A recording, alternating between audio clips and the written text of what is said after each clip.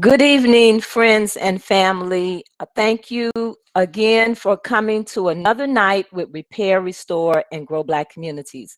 As you know, we are fighting very hard to save our Black communities here in the city of Chicago. And as you know, to do this, we are working to uplift our Black businesses. We have so many wonderful Black businesses within the city of Chicago. As Chicago is opening up, and we've had an opportunity to get out and meet more businesses, we will be bringing some wonderful establishments to you. But we have to support these businesses. And we had a wonderful meeting with some of our businesses and the Southside Community Federal Credit Union. And within that meeting, it became very clear that our financial institutions are the heartthrob of our community. They provide loans, they provide support to residents and local businesses. And so we have to support them, and they in turn will support us. The difference between an establishment like the Southside Community Federal Credit Union is they care. They care about you. And that's what we need in a community bank. We need a community bank that cares about the people in that community and not just a bunch of investors who want your deposits, and none of the benefits of those dollars are coming back to our communities. So that's why we have to support financial institutions like the Southside Community Federal Credit Union. Tonight, we're featuring our weekly podcast where we're bringing a business to you that you will get to know this business. You can ask questions in the chat, but this is a wonderful business that we're bringing tonight, Afriware. Afriware has been in our community for a long time, and even though they're situated in Maywood, their tentacles are all over Chicago. So you're going to have a very informative night tonight with Nzingha, who is the proprietor of Afriware, on our Behind Black Business show hosted by Gregory Sane. Again, we are also featuring Semicolon, which is a bookstore in Chicago at 515 North Halsted. They're a Black-owned bookstore owned by Danielle, and she has provided us with a list of must-reads. And also, we have our book giveaway, and that is the Assata Shakur autobiography by Assata Shakur. So one of our lucky email subscribers will win a copy of that book at the end of the month during our final broadcast for the month of June. Also, we ask you to visit our website, read our articles, look at these books that we have on. We're also promoting the Soul Yoga Fest that is sponsored by Brother Yasir, and that is in June, and we have that information on our website. And you can support our organization as well by giving a donation or purchasing from our online store. We're working really hard to address issues in our community. We have some public policy issues that we're addressing, and we're also working very hard to raise the dollars that we need to support these businesses in our community with their daily operations, with their marketing, with training their employees, with improving their decorum. So those are some of the things that we are working on in order to improve that circulation of the dollar within our communities. So ask yourself every morning, have I supported a Black owned business today. Because as you support Black owned businesses, those dollars will come back to you. So, without any further remarks here, I am going to bring to you our host, Gregory Sane, in Behind Black Business, and our featured guest, Nzingha of Afriware Books. Thank you. Good evening, everyone, and thank you, Denise, once again. It's always an honor and pleasure to have you as one of the premier voices, one of the premier fighters and representatives in our community that is doing noble work under the great organization, the great charitable organization, the great revolutionary organization, RRGBC, and that's to repair, restore, and grow Black communities. So I'm so thankful for you and Sister Doris Lewis and the producer, Simon. Every Wednesday, folks, we are here live, and we're not just here because we don't have anything to do. We're here because we know the importance of supporting our own Black businesses. And that's very critical that we do that and do even more. So Nzingha, this sister right here, has been around for a while doing her thing. And I'm so honored to have this opportunity to speak with her, you know, having a conversation with not only just a Black owned business, but one that is conscious, one that is absolutely equipped with information and power, because all of us know that knowledge is power. So without further ado, we want to bring our guests into the studio right here, and let's talk with her. Where's our mighty guest at tonight? I think she should be coming up. How you doing? Okay. I'm good. Thank you so much for having me.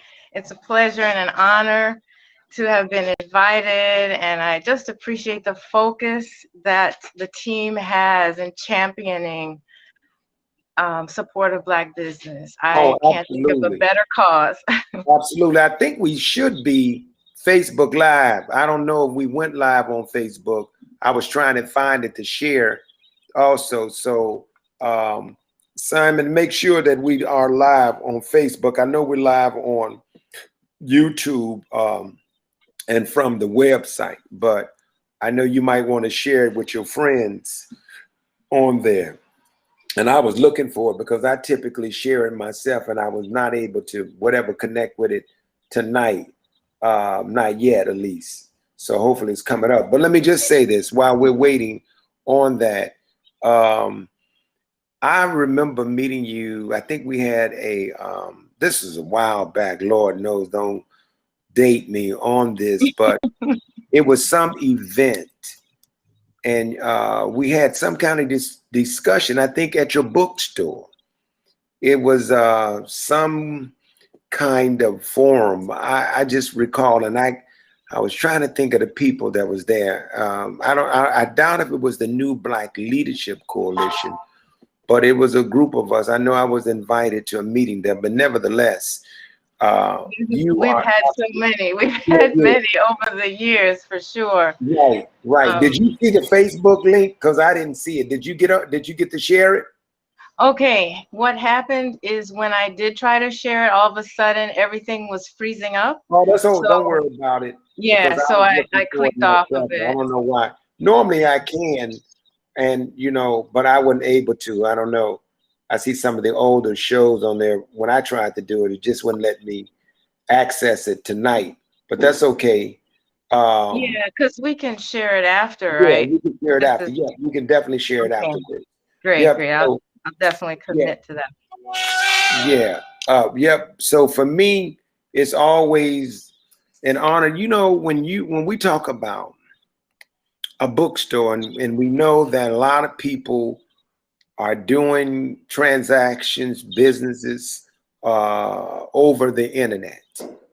People going on the place Amazon, or they go on other places, but there's nothing better than to go into a bookstore and lose yourself in terms of looking at the books that are there right in your face, that you have right at the front of the store, the back of the store, etc. So it's really great to be able to do that. I think you're froze a little bit too right now, but it's really such an honor, man, when you go into a bookstore and you just look at the many titles of the books. It's so amazing. It's so amazing. I think Nzingha is froze. I was about to say, looked like she was meditating over there and praying, but she was actually froze. And we'll have her back in a minute. She's having a little technical difficulty, but we'll get her back on.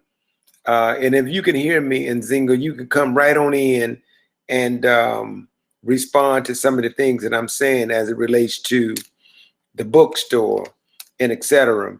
Because I know for me, I love going into a bookstore and just perusing the various books, the titles, and etc. I could be inside of a bookstore, I can be in there all night, just looking at the covers. You know, I do end up opening up one or two books and I get stuck there, and then I just keep going. So it's always great to be inside of a bookstore. And Afriware Bookstore is located in Maywood, but people from Chicago know that's just like across the street, especially if you're on the west side of Chicago. So we want to continue to support the Black businesses that promotes, that sells good stuff. We don't want to just go into a Black business and they selling us stuff that is harmful to us, stuff that is destructive, poison, and just not healthy. And we could say that our bookstores, the Black bookstores that I'm aware of, they are absolutely noble businesses, and they're nurturing businesses, and they are growing businesses, and they've been around for a long time. Did we lose her, Simon? Did we lose the guest, or maybe she's going to come back in? I hope that, or we did lose her. Okay, folks. I don't know, but while we're waiting, why don't we bring Denise and Doris in, and we'll go ahead and have a conversation. Then she can join us. We can all just join her. Let's bring in Doris too, and we could kick it and talk about the importance. Where's Doris? Okay, we'll get the guest back. We'll get her back in a minute. But while we're waiting on the guest to show back up, I wanted to say a few little things, and I see my two illustrious, beautiful, intellectual. I said all that at the beginning, but militant as hell, sisters. I read a letter. I got to do a special show on a. This ain't the strawberry stupid letter that Steve Harvey be writing and playing games with our people in the morning. Doris had a letter that I think it was almost as deep as the Willie Lynch letter, and it sounded like a live Willie Lynch letter that I wrote. I mean, I read rather. I wish it sounded like I wrote it actually when I read it, and it was so powerful. We got it back. Don't y'all leave. Stay in. But it was a letter. Yeah, we're glad to have you back, Nzingha. But I was telling Nzingha, when you look at Doris and Denise, like you see these beautiful Black women you are right here. But not only are they conscious, because I get tired of that. Everybody conscious now. I'm not impressed with that anymore. Everybody woke. I don't know woke how, because I know a lot of people woke and they just walking around in damn house woke. they ain't busting a grape, and they got on their pajamas and they not productive. So being woke don't mean nothing to me ever again. It's beyond woke. It's being present and being in this dispensation of time. And so when we talk about a Black bookstore, and every guest that come on these shows right here, this platform is about true liberation. And how could you be liberated if you not supporting your own people? You know, and Nzingha, I see this everybody talking about Juneteenth. I bet you any amount of money you go down to Galveston, Texas, we don't own nothing in that doggone town. And we down there celebrating, parading, all of that foolishness. And the white folks still run that city. Black people probably ain't got a pot to piss in and the window to throw it out in terms of celebrating. And I get all of that stuff, but why now? I noticed that you, Nzingha, you had a book on Juneteenth. Was that a Black author? I'm sure. Absolutely. There are several books on it. We're going to actually have a discussion with a professor tomorrow. Everyone, of course, welcome to listen, because I, too, had some, I'll say, misinformation about the celebration. I was really overly focused on the whole, why is it a late date? Why isn't it the date that Emancipation Proclamation was signed? Why was it 2 years later? And after doing more research, learning, and comparing it to the way number 45 supporters were in denial about the outcome of the election, how they stormed the Capitol. That is actually the equivalent of what happened in those 2 years before our ancestors were notified about our. So it is like they were fighting. Basically, they were still fighting. They wanted to keep us enslaved. So why tell those who you enslaved, guess what? You're free now. No, that is not what was happening. They were either in denial, they were just holding on to their hopes that the battles would be won all the way to the 11th hour. And for 2 years, they held on to that hope.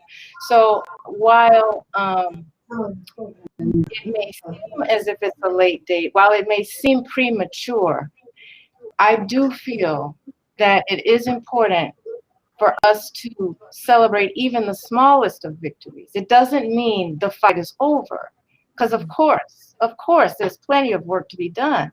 However, our humanity demands, right, that we do pause and say, oh, wow, I see the mountain, 10 miles further, but we got to mile 1. We got to mile 1. Doesn't mean stop. It doesn't mean pack up and go back. It means, we made it here. How y'all doing? Does anybody, need some water? You want to rest a while? Okay. All right, now let's go again. Let's go again. You see what I'm saying? It's like your time to reflect and say, okay, next time, if you had boots instead of sandals, you might be able to go a little bit further. Maybe John over here, you can find some boots or something. It's a time to upgrade, right? And so that's what the celebration is about, is acknowledging that, of course, we did not want slavery to continue, right? We didn't have anything to do with, of course, it happening, but we are happy at this moment, right, for these shackles to be off. Now, are the shackles on our minds yet? Is there any more? Absolutely. And it doesn't, absolve anyone of future, right, responsibility for continued aggression, etc. against us. It is just our moment to say, hey, wow, got this far. Let's keep going. Yeah, and I want to ask you some questions too, and I know Doris Yeah, I hear you. and Denise know on what made you want to open up a bookstore. And I want to definitely come back to the Juneteenth, because I think but what really bothers me is we had a black man as president, so-called, for 8 years, and he did nothing to recognize all of this and made it a big deal. I don't fault Trump, period. Trump is being exactly who he is, and I'm proud of the fact that he ain't playing games with us like Biden and different people as though they are friends now, and they really want to celebrate and they want us to feel good. Now, I always look for and you're right, Nzingha, we should embrace anything that will educate our children, and not just a big whoop-to-do celebration, but to really look at where we are today in terms of the chains around our brain. But what made you want to open up a bookstore, and have you had one here in Chicago? I know Maywood is like across the street, the West Side people right there. But what is it that inspired you to open up a bookstore and et cetera? And have you met a lot of the authors, and do they come into your store? Okay, I will share this. There's a time when I hated to read. The reason I became an electrical engineer was specifically, I requested a major because I had to choose something other than music at the time. My father recommended, for practical purposes, that I have something that's gonna, put food on the table on a consistent basis. So I asked my counselor, Cecil Curtright, what major will require me? I just don't want to read, basically. And so I have to start there with my journey, because there's a book for everybody, but every book is not for everybody. You see, I like that. at the time, the books I was reading, that I was exposed to, were missing the critical ingredient, and that is cultural relevance. Cultural relevance. Once that was added, it just totally changed my whole perspective of the importance of reading about our experience, of seeing images that are reflective of me. So when you know better, right, you can do better. And I felt that if I could share all of the riches, all of the legendary accomplishments that we have given to the world, I felt like if we, Black people, knew this, that it would change everything. Game over. You know what I'm saying? Mm-hmm. And I feel like here I have gotten my master's degree in electrical engineering, and I wasn't exposed to this. I'm sure I'm not alone. There must be others who may have missed this important, critical, chapter, and not just chapter, but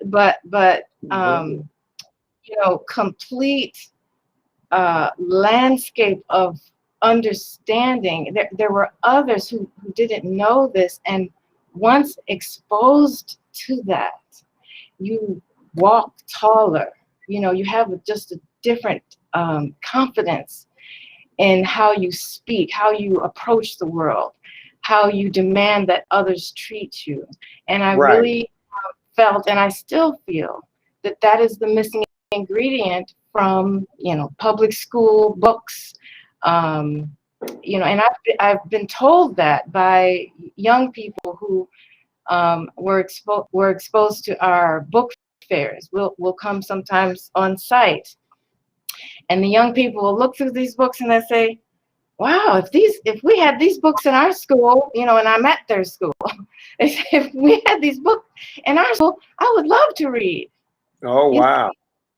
It makes all of the difference, all of the difference. And so what inspired me was your original question to start the bookstore. It was the feeling that I got when learning about our rich heritage. It was the joy, the happiness, the upliftment, you know, in knowing that, oh my gosh, do you see what we have done? Don't you understand what more we can do? Knowing that feeling, wanting to transfer that to as many people, you know, who can hear the sound of my voice, type of thing. Wanting others to be transformed in that fashion. That is really what started the whole thing. That's what started. No, I love it. You know, I love it. And that was a really nice and powerful quote that there are books for everyone, but how did you say it? But every book is not for everyone. Yes. And I love that because, and then I think everyone has a book. Everyone has a book because when you think about what is a book, you know, you hear people even making uh, not quotes, but saying things like this: "You are a walking book. You are a walking book," meaning you have a story to tell, and you can inspire people, or when you tell your story, and some people's story, what they are vulnerable in terms of letting out can liberate other people in terms of. But then when you think about the other books, I remember reading The Destruction of Black Civilization by Chancellor William. Yes. And when I read that book, they were talking about and when it first begins, it talked some traveler was traveling, and he had I guess one of the people there that lives there in that town. He said, "Hey man, whatever happened to the people of old?" Or something.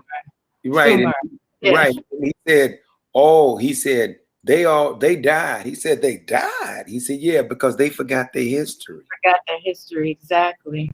Right.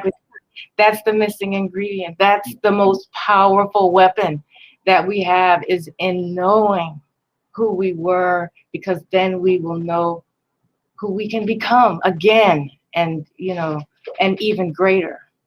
Yeah. I mean, you know, books like, you know, Alvin Van Sertima, They Came Before Columbus. Yes. Yes. And that was a great book. And it's so many. I mean, everybody loves our sister, Dr. Frances Cress Welsing, you know, the ISIS papers. But it's like some books, everybody, it's a must read. It's a must read. And it's so many books. What is the number one book well, I ain't gonna go with one because I think one is gonna be difficult. But name the top 5 books that Black people always come in like it's like a drug, and it's almost like a highly recommended book when someone is trying to, you know, just like stuff they've hid from us. What books are those? I would have to start with Myth of the Negro. Oh, Carter G. Woodson book. Yeah. You know, and if they don't ask for it by name, they ask for it by the question that they're asking. You know, they might say, well, you know, I don't know where to begin. You know, it just seems like in the school system, what they're teaching me doesn't make any sense. You know, and in that book, it is as if he wrote it yesterday. I Even know. though it was like 1920, something like that. I think it's 1922. that he wrote. He was so 1922. I think it was that. I think that's Ooh, boy, I didn't realize that. I mean, I'm like, yeah, I guess it had to be 1922. and what he accomplished. You Man, know, as the father of Black History Month, starting as Black History Week, you know, the first generation of enslaved ancestors to go to college and for him to become a doctor. You look at his history, it's just yeah, that was powerful, very powerful. fascinating because his parents, in his bloodline, like his grandparents, and I think his great grandfather, there was a time in their enslaved experience where they ended up whipping the slave owner. They were like, no, it ends here. And they ended up taking that whip and beating the slave owner. That's in Wow, his history. Isn't that that was so that's fascinating to powerful. me. And that is why he knew. That's part, of course. There's many other things that go But you know into what? it. That's what Brilliant. I've always. That's all. That's what I've always dreamed. I promise you, I've always wanted to be that person in the movie. Django wasn't enough. That was little compared to what I want to do. And because I've always wanted to be, and I am on. I think we all are on the level that we are. You know, being fighters and saviors for our people. But I've always wanted to rescue our people. And I've always wanted to go and deal with those murderers, you know, those terrorists. I've always had that desire in every last one of them. I promise you, I wanted to take care of each and every, because they deserved the stuff that they do to other countries and other people, what they were doing to our people. There's no way under the sun. And I pray, as we believe in that higher power, that all of them will get their punishment. But I wanted to punish them and just be sure that they got it. I didn't want. I didn't want to. I don't believe in the. I don't believe in the mystery God. But anyway, You that's know, one. so much room. There is so much room. There's so many parts for our people to play in this fight. But the point I think that you're bringing up is that our people did fight back, and that Yeah. is the one of the best kept secrets. You know, we weren't just docile, um, allowing this to happen. We were cunning and finding all kind of ways to get out of that situation. And there's so many more stories yet to be told, just about rebellion and you know, in little ways and big ways that we made that happen. And that's healthy, a healthier a healthier perspective to have about our people, right? There may have been some, sure, there were some who didn't know what else to do, so they just said, okay, master, let's go. But there were others, right? We need a balanced look at history. We don't have to just have a one way, you know, a monotone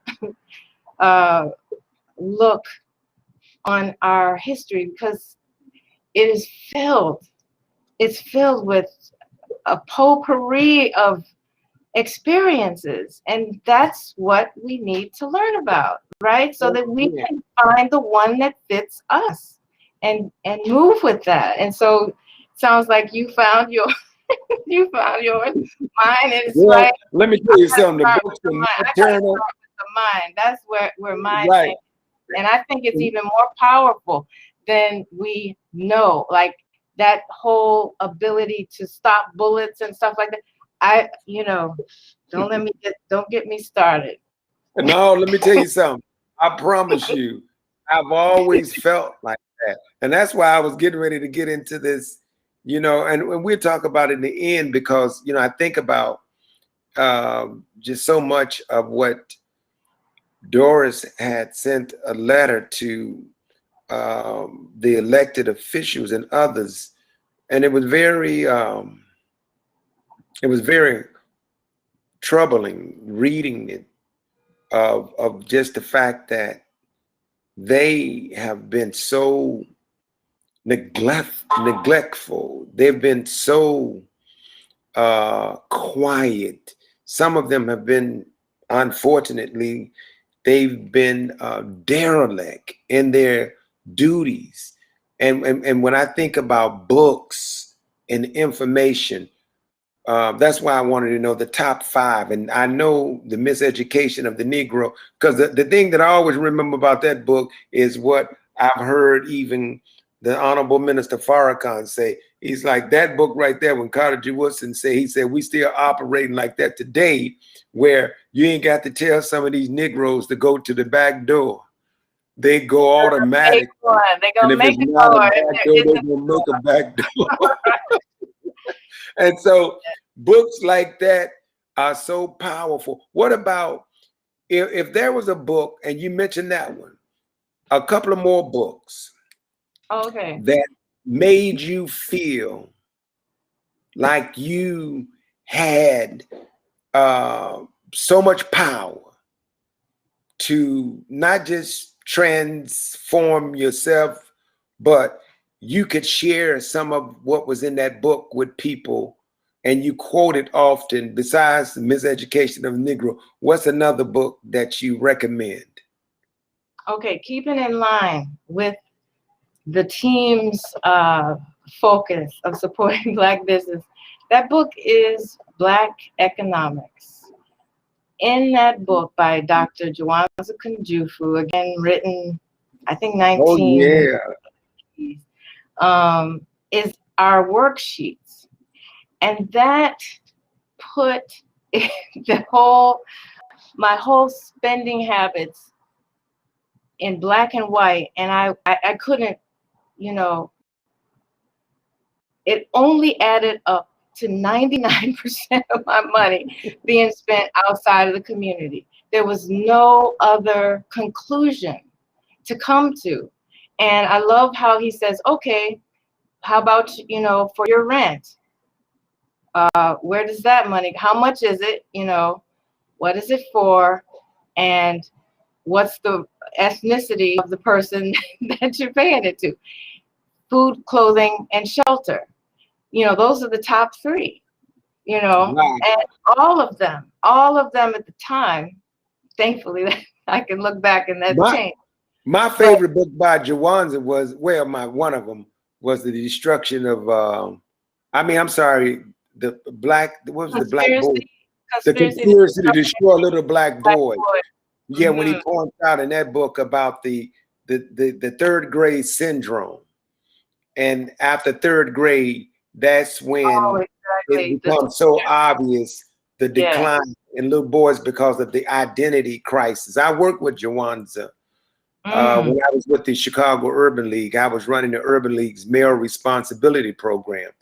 And so we did some work together. I mean, I was blessed to be around Francis Quest Wellson. Even I met, when Van Sertima came to Chicago. I think he did, and to the Final Call. Yeah, years ago. This has been about 30-some years ago. No, I didn't experience that. Yeah, long time ago. And these authors, man, they pour a lot into their work in these books. And when you think about it, they say if you want to hide something, hide it inside of a book. If you really don't want anybody to go, I mean, I've heard that before, but when you think about your business, that's because at the time it was illegal, right, at one point for us to learn to read, and we would suffer, get a hands cut off, trying to read. Yeah, just for learning how to read, it was jailed for that. So yeah, you put in a book, that's a big deterrent. Yeah, to not want to read. And then when you also add on to that books that are dead, to the mind, deadening to the mind, Spot and Jane and See Spot Run. White supremacy books, yeah. Right. Yeah, white supremacy books, and they can just put that. They can just put that on the white supremacy. How many people do you have working in the bookstore? Okay, so I have mostly remote people working from home Are they still because working remote now? of COVID. But I also have two come in, and there's. So before, what about before the plan? Look, what about before the pandemic? Okay, I'm not with you with that terminology, and I don't feel that anybody can claim that, to be honest about it, because nobody, I didn't hear No, it's anybody. real. No, it's real. But Well, when I say pandemic, I mean the other stuff that all of a sudden everybody is surprised. But we won't get into it about that part. But I'm just saying nobody said it ahead of time. Okay, that's right. Yeah, period, exactly. right? So now that we can reflect, yeah, it seems like certain things were in place, right? But nobody said, "Oh, this is coming." Okay. Oh no, it's real. It's real. But a lot of stuff is unfolding now, and we're gonna have that conversation one day with some folks that yeah. But before that, how many people did you have working for you? In 2019, it was maybe one. You know, I had one, and then I had a lot of volunteers whenever we have events. Okay. Like when we have our annual Kwanzaa event, we had maybe. I think that's when I came over there doing Kwanzaa. Now you're making me think about Kwanzaa. But all right, let me ask you this. So when they have Kwanzaa and they have the big, what is the big thing they have in Washington Park every year? They call it the African Festival of the Arts. African Festival. And do you get the best? Do you get one of the best positions right there, like to sell your books? Since you been, do they give you a good spot? I think, you know, because there's so many people in there, but your name and your bookstore is so popular. Well, you know what? I how to put it? So I guess, you know, in business, you go through periods where sometimes you do those shows and sometimes you don't. And right now I'm in a period where I'm like kind of passing on that because, pardon me, there's so much that those shows depend on, like the weather. I remember one time I went, it rained so hard it damaged almost half of the inventory. That's pretty rough. Oh, you know how long ago that was? That you talking about that time? A long time ago. That's been almost 10 years longer. Huh?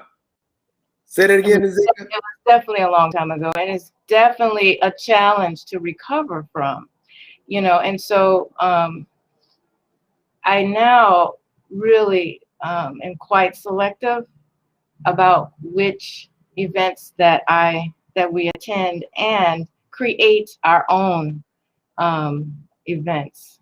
That's really been more of our focus. I like enjoying those events. I'll go and find new vendors and new inventory, and meet the designers and network. I really, there's such a wonderful vibe at those events, and so Do you network with some of the other bookstores? Say, do I work with the other bookstores? Now, do you network with some of the other bookstores, like the Underground? And say, oh yeah, of course. Good. But you say you use that opportunity, I guess, after those strong winds. I remember it was Do you remember? Oh my God. And look, one that first day, the rain and the winds were so strong, it was tents laying down on the grass at Washington Park. I mean, it was that bad. I know. I think almost a mini tornado came through. Tornado, exactly. Exactly. And do you remember the mountain of dirt? Were you there that year? And all those trucks had to come and remove the dirt. I mean, okay, let me just not. Well, let me just say, I believe in nature. I would have gone, Nzingha. I was Huh? gone the minute I got wind, and no pun intended. But the minute I knew something, I could look. You know, I'm from Greenville, Mississippi, so Okay. my knees wasn't hurt or something, but I knew it was time to go. I was, I was, But you know what? I don't want to sour. I was at home. I was at I home wish looking the at the best. news. I wish let me go on record. I wish the Oh, best so that we all for do. We all do. their future, because everything's opening up. It's going to be a beautiful time, and there's no other event like it where you come together and you just enjoy the culture and the beautiful the vibe. It's So, unlike Nzingha, no will other. you tell us a little more about why you believe that, the event coming up June 10th, why that really matters, and what you think about it, more of it, and then because you had mentioned some things that you had learned about it, but is there anything that you want, before you answer that question, are there any other things that people need to know about your bookstore?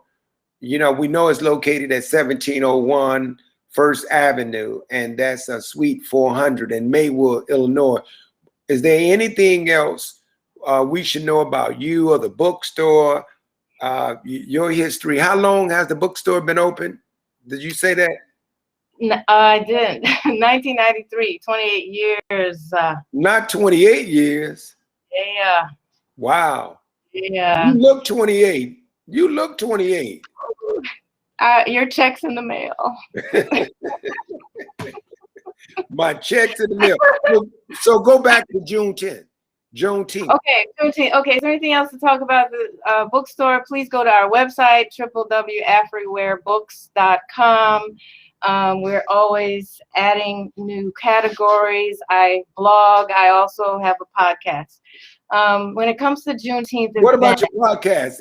You have a podcast when? Go tell us about the podcast is, I'll say, it's not a set schedule, Okay, and no problem. it's like No 15-minute sessions, and it's some little nuggets that I've learned as a business That's all right. Short and sweet. Short and sweet.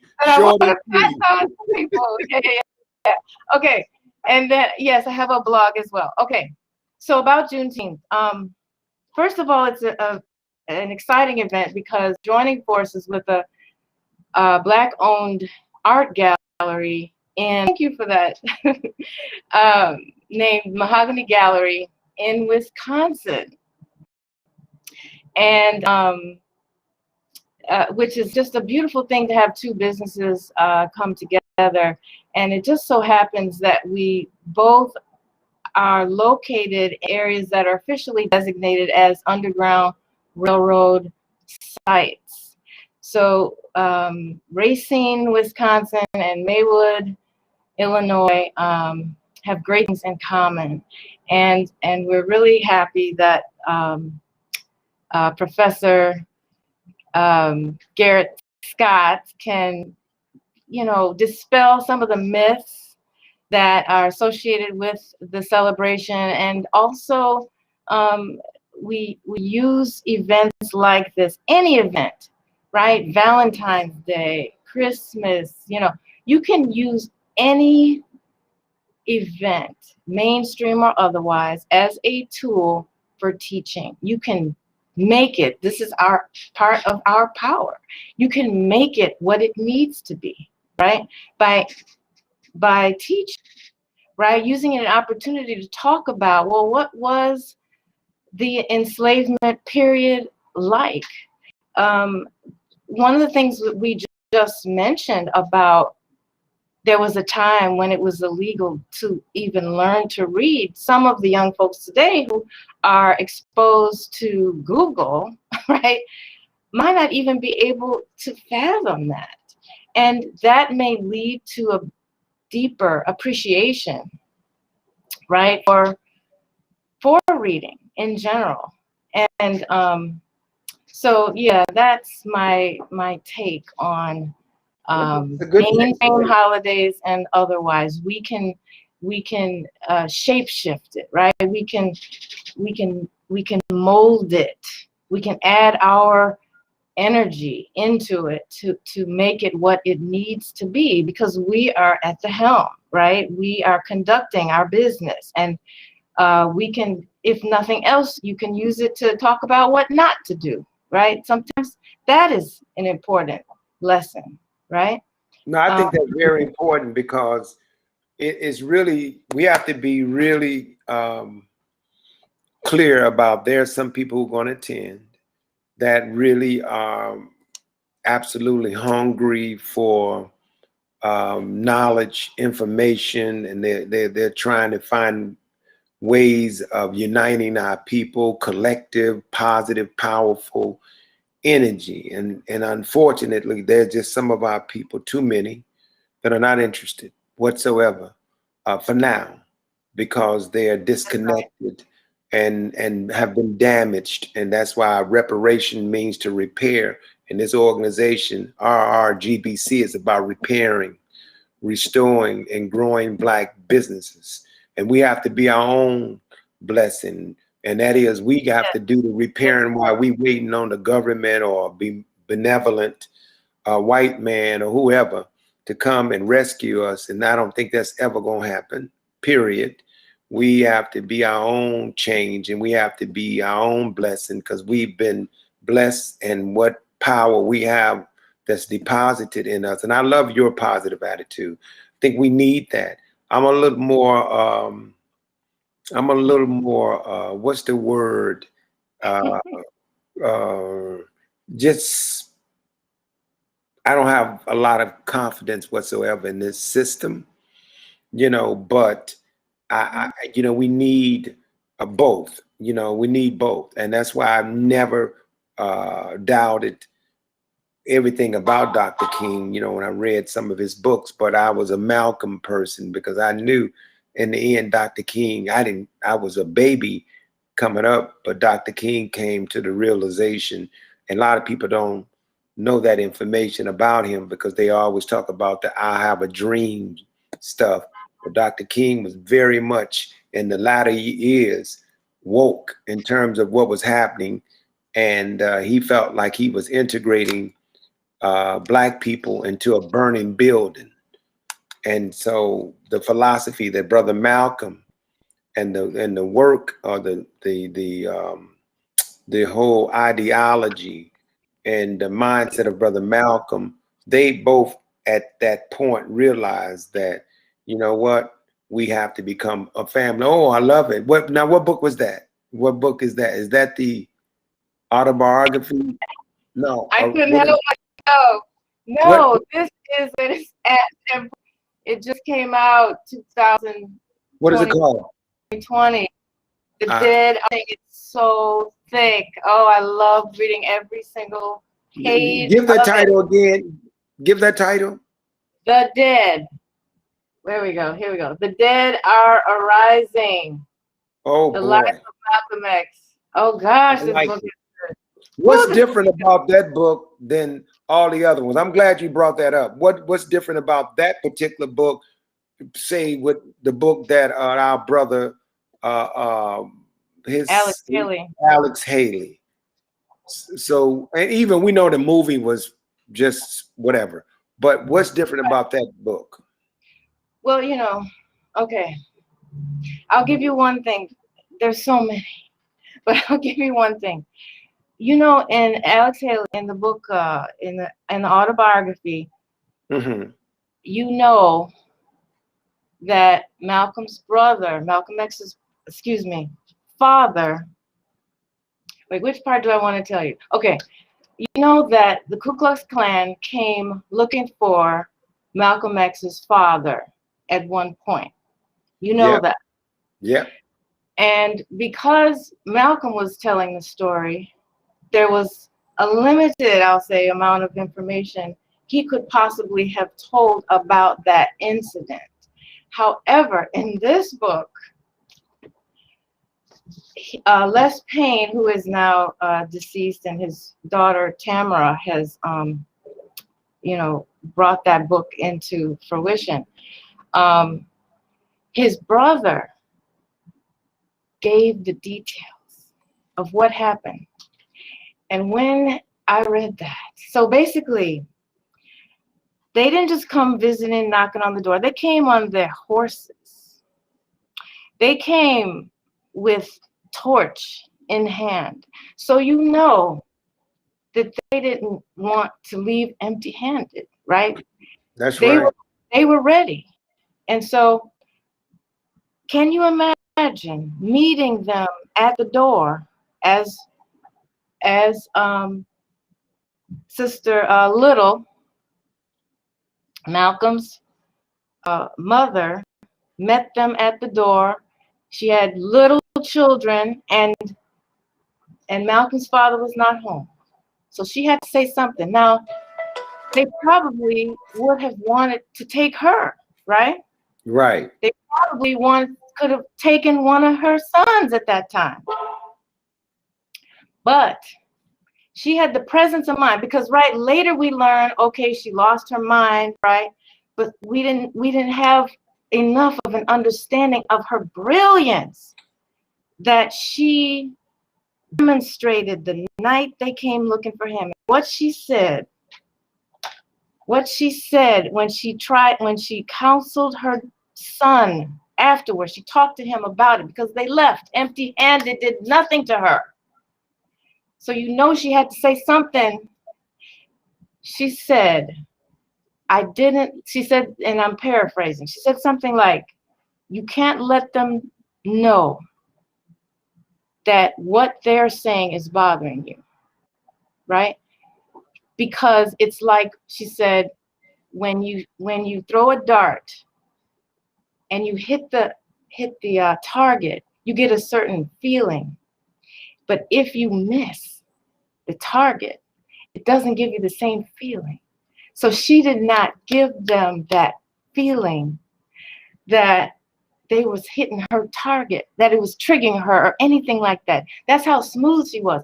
But check this out. Malcolm was in the womb when she was telling them that, when she somehow said something, right, to get them to leave. So she was in essence teaching him, training him from the womb, which is why he was able to look the white man in the eye and speak with such a confidence and such a riveting, presence about him. She taught him that, right? She taught him that then. And I did not make that connection until I read that book.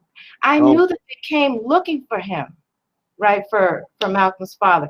But I didn't make the connection that the mother, that was the training ground right then. Yeah, and guess what? That's why our brother the chairman, our honorable brother chairman, Fred Hampton, his son was in the womb. His son, mama, she was pregnant with him. Yes. And that's why today he have the spirit of his father. But then the opposite of what you're saying is the fear factor. Why so many of our people, you try to figure out, where does this fear come from? Why are we so scared? And that's one of the things. We're going to bring Doris, and we want to end this with Denise and Doris as I talk about this point, because they can relate and chime in for a few minutes, because we only have a few minutes left on the show. Boy, you're doing just a great job. You got to do part two. No, you do know. I mean, Denise will do the calling, but you got to do part two, because there's so many books. I mean, come on in, Denise and Doris, because I want to talk about the last part of that. And where's Doris? The last part of that, I want to talk about the which is so important. And Doris and Denise, I hope y'all heard that when she was talking about Brother Malcolm in terms of his mother and whatever she said to the terrorists, those terrorists.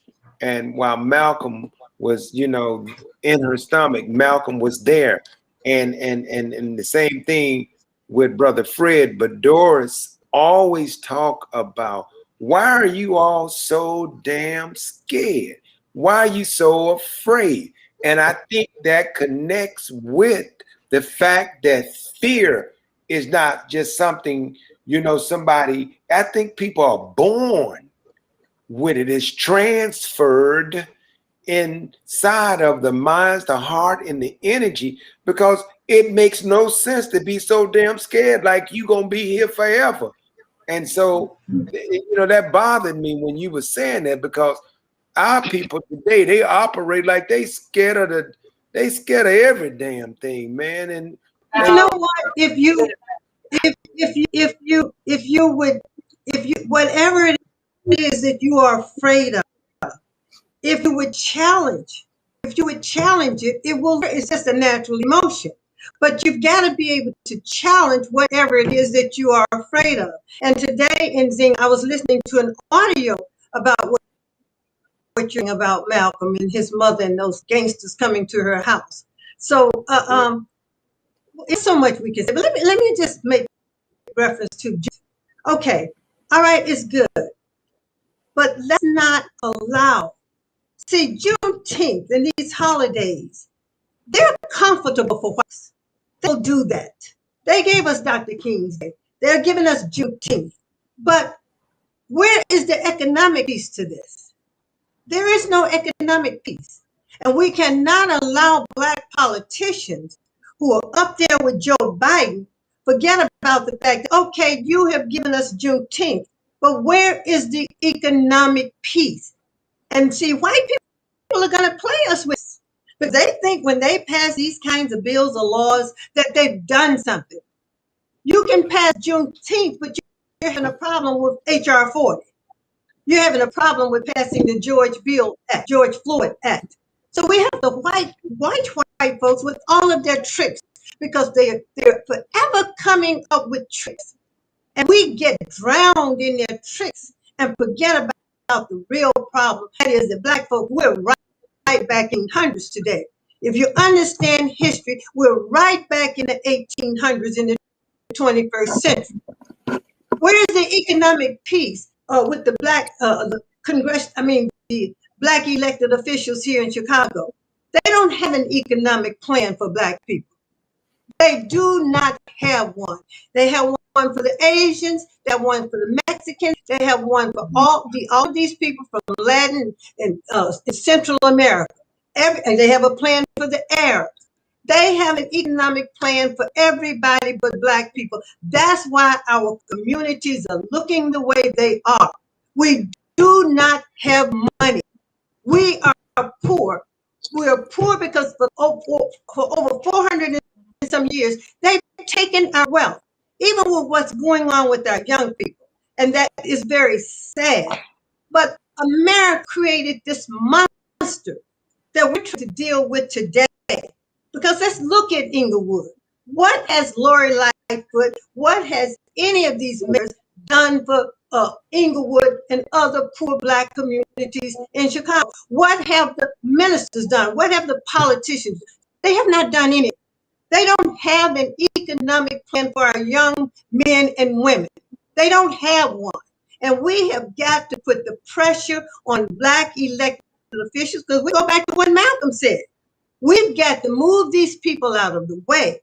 We've got to stop these people from using us. And we are their whores. Black politicians, white politicians, treat Black people like whores. They are our pimps, and they treat us like their whores. That's what they're doing. They're pimping us. They're playing us, and we're not getting anything from it. And this is where my frustration comes. This is where my passion comes from, because on the face of this, I am going to challenge Black politicians. I'm going to challenge white politicians. I'm going to challenge the Black ministers of a church on every other block. And look at the community. Look at North London. Look at the Black communities in Chicago. And you can go to Washington, D.C. You can go to Memphis, Tennessee. Everywhere there's a Dr. Martin Luther King holiday in cities that are predominantly Black, it's nothing but the slum. It's nothing but the slum. And because we have allowed it. The Asians, anti-Asian hate crime bill. They put a lot of money behind it. I wrote a letter yesterday and put it on Facebook to Joe Biden. Where is our anti-hate crime bill? We've been here over 460 years. We've been raped. We've been lynched. And you mean to tell me Joe Biden, who got in there because of that black vote, he doesn't see an anti-hate crime bill? We've got to do better. We're in a fight. We're in a war. And we have not won this war. Absolutely. They have won. They have won this war. And so this, we've got to deal with this. We've got to deal with it. We've got to teach our children talking about these books. This educational system here in Chicago is rotten to the core. Black kids haven't gotten anything out of this system, and it's by design. They don't put these books in the libraries, in the schools here in Chicago, and it's by design. I mean, the fight is still going on. And if we would just understand that. Absolutely. Well, one of the things I think that was really important with Malcolm is, you know, Malcolm, he studied, he read, and he became very knowledgeable about what is going on. And as you were talking earlier, Greg, you were saying it's our responsibility to make the change. We have to change. And in order to make that change, we have to have knowledge. And that's why your bookstore, the books that are in your bookstore, the passion that you presented about the information that's in these books, that's what we need. That's how you can change the mental state of our people, because we talk about our problems all day long. We can recognize our problems all day long, but what are we going to do about it? And how do you know what to do about it if you don't have the knowledge that you need? And so that's why we're pushing, you know, our bookstores on our website, because we want our people to read and become knowledgeable, so that it's like your weapons that you have when you get ready. You need your tools. You need everything that you're gonna need to get a job done. And it starts with the knowledge. And so that's why what you're saying is so important. And Nzingha, then you go ahead and say what you was going to say. But that's why I think everybody, and as they say, the kids and their mama need to have a copy of The Message to the Black Man, because that book by the Honorable Elijah Muhammad, that book. So Minister Farrakhan is just not some phenomenal. That man is learned.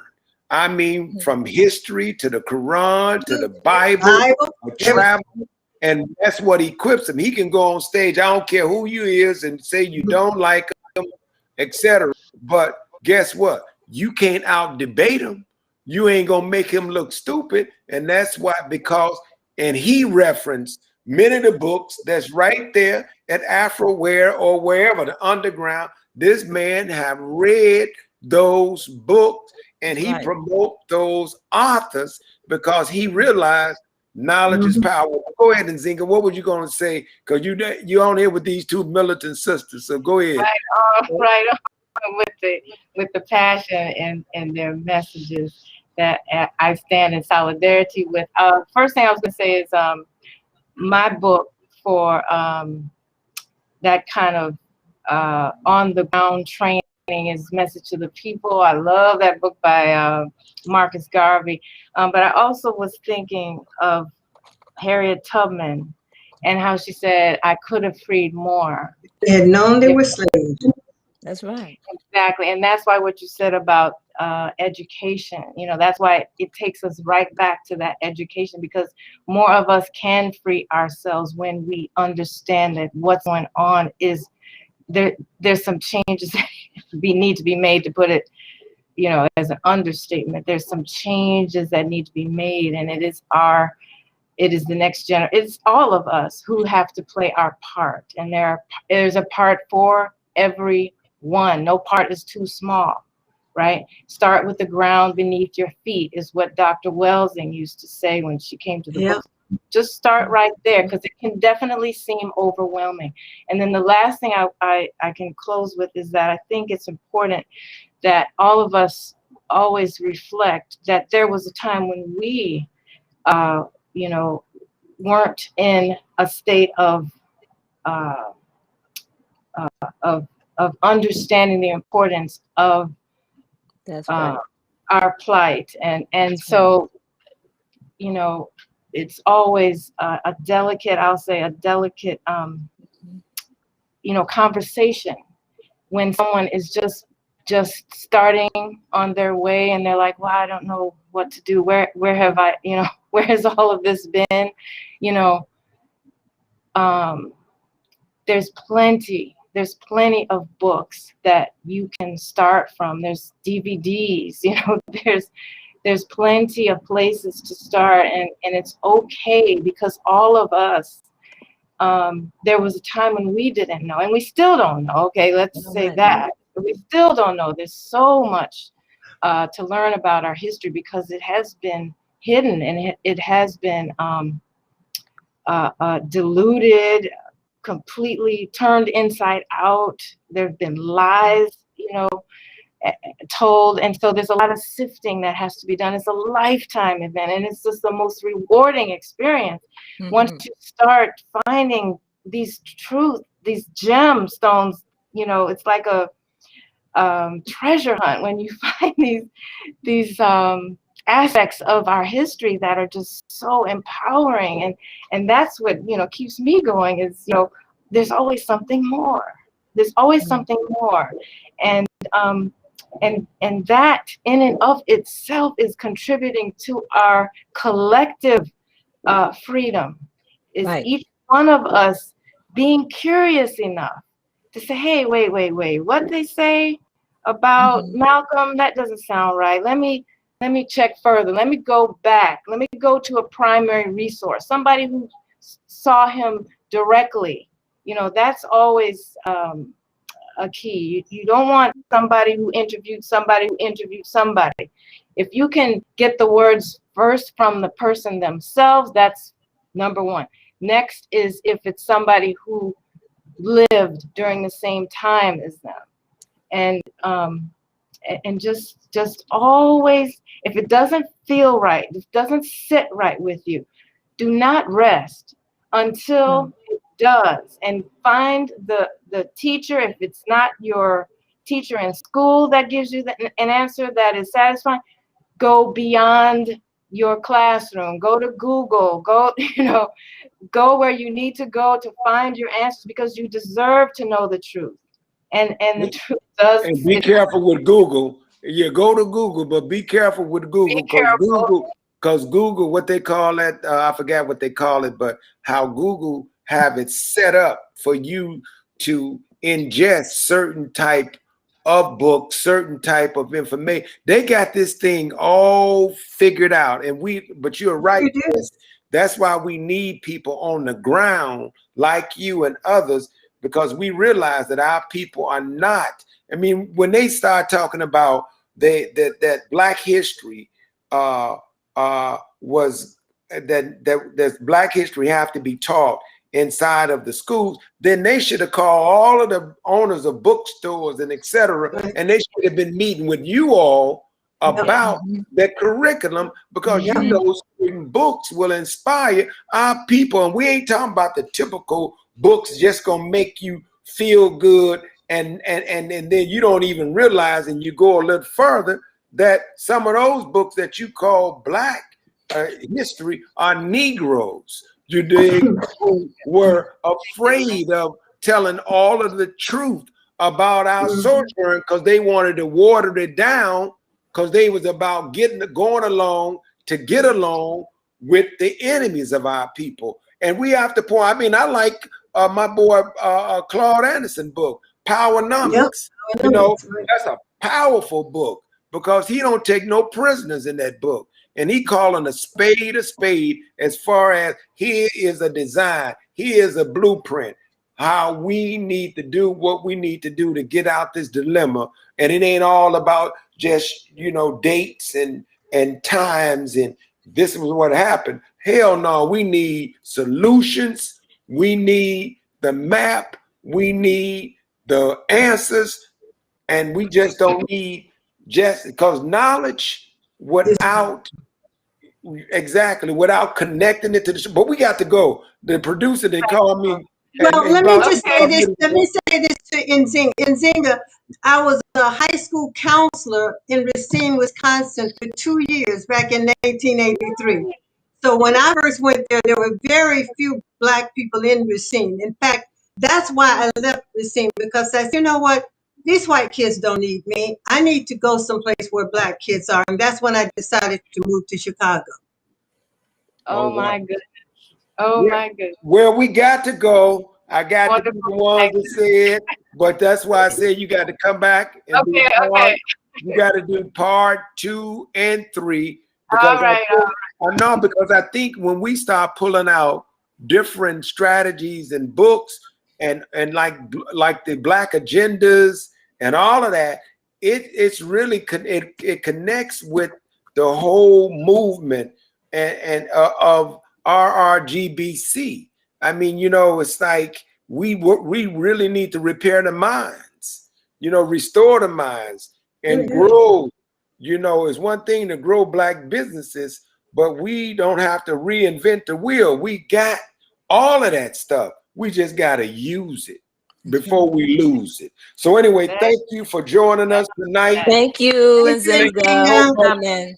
You real powerful, sis. That's why I got to get you back on here. You be pulling out the stuff that I need to be pulled out in me. Yep. So anyway, thank you. Have a wonderful night. Doris is going to close us out. And thank you. And we'll put all your information. People go and visit her virtually. Go to her website. Put her website back up. And I'll see you in the near future. Peace and love. She'll be back on our website because we're doing a cycle with the bookstores. So she will be back. Thank you, thank you, thank you. Doris, close us out. Thank you so much.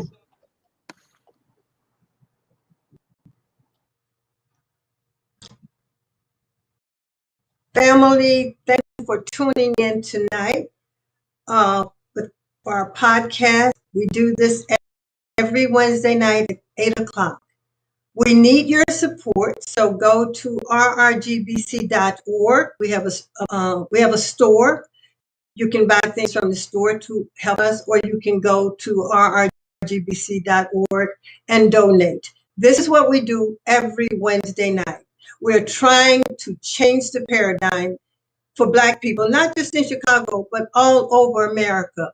We're going to have to do it. We've got to start taking our dollars and making those dollars turn around in the Black community more than one time. As I've said repeatedly after the show, everyone is in our community taking money out of our communities, and they're not putting anything back. We cannot go into the Arab community, the Asian community, the Hispanic community, the Indian community. We cannot go into the communities and put up any businesses, but they're all in our communities. They're draining our community dollars. They're taking where they live, and they're not putting anything back into the community. As I've also said before, they won't even hire our young people. The stores are in our communities, but they will not even hire our young people. It is extremely important that we start to think a different way, and that is to take care of us, Black people, rather than take care of everybody doing. We're spending $1.2, $1.3 trillion a year. Only 2% of those dollars go to Black businesses. So as you can see, you wonder why the suburbs are so pretty? Because they're taking that money to their communities, they're spending that money in their communities, and they're making their communities a safe environment to live in. So we've got to turn this around, and that's what we're trying to do with RRGBC. We're trying to repair, restore, and grow Black communities and grow Black businesses. With your help, we can do that. It's going to take a little while, but that's okay.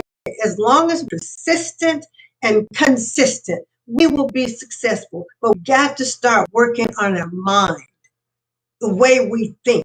We've got to start loving ourselves enough to want to put this money back into our communities so that we can leave our children some kind of legacy. Right? Legacy is not looking too good for us. So again, go to rgbc.org, donate, go to store, buy some of our items in our store. They're really cute items. You're really going to love them. So again, thank you very much for listening to us tonight. And tune in next Wednesday night at 8 o'clock. We'll bring you another interesting interview with one of our Black businessmen and businesswomen. Thank you and have a wonderful evening.